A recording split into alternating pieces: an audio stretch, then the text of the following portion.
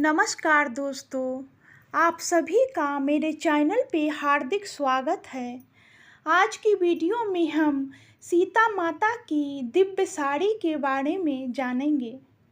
साथ ही दोस्तों, आप मेरे चैनल पे नए हो तो चैनल को लाइक, शेयर, सब्सक्राइब करना ना भूलें। धन्यवाद।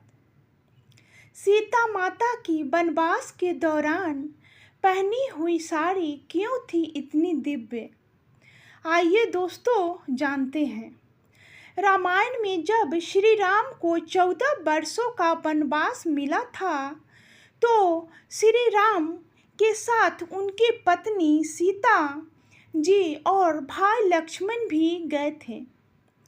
वनवास पर जाने से पहले माता सीता को अत्रि ऋषि की पत्नी माता अनुसुईया ने उन्हें दिव्य साड़ी भेंट की थी।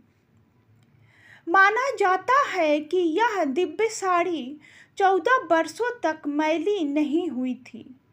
आइए जानते हैं रामायण की यह कहानी। रामायण की जब भी बात की जाती है तो श्री राम के 14 वर्षों के वनवास का उल्लेख किया जाता है। 14 वर्ष के वनवास के दौरान ही एक ऐसी बड़ी घटना हुई जिसने श्री राम और सीता की कहानी की दिशा बदल दी।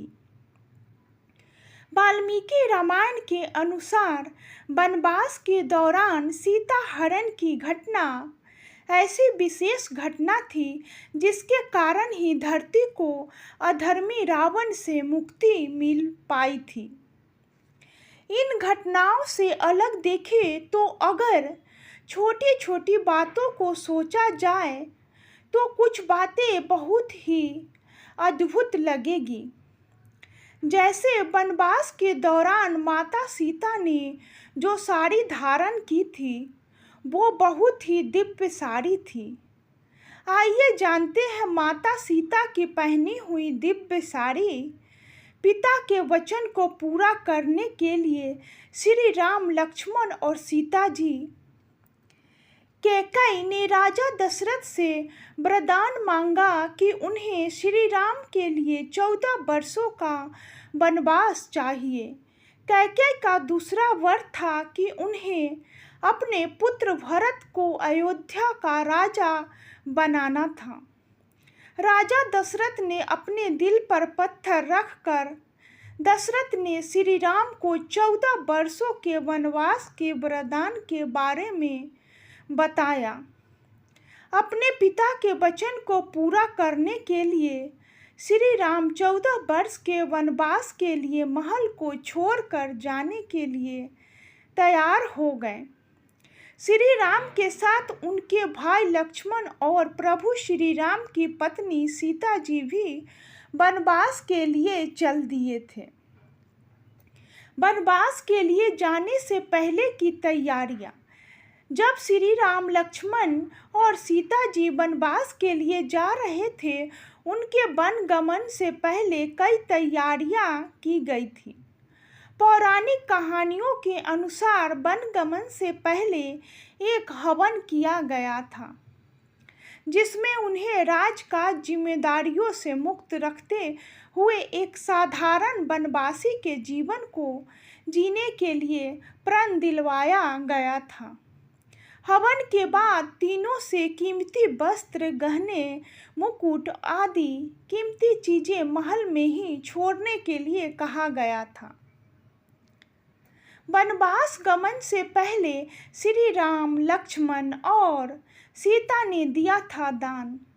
भगवान श्री राम, लक्ष्मण और सीता जी जब वनवास जा रहे थे तो उससे पहले तीनों ने अपनी कीमती चीज़ों को दान स्वरूप प्रजा के बीच बांट दिया था।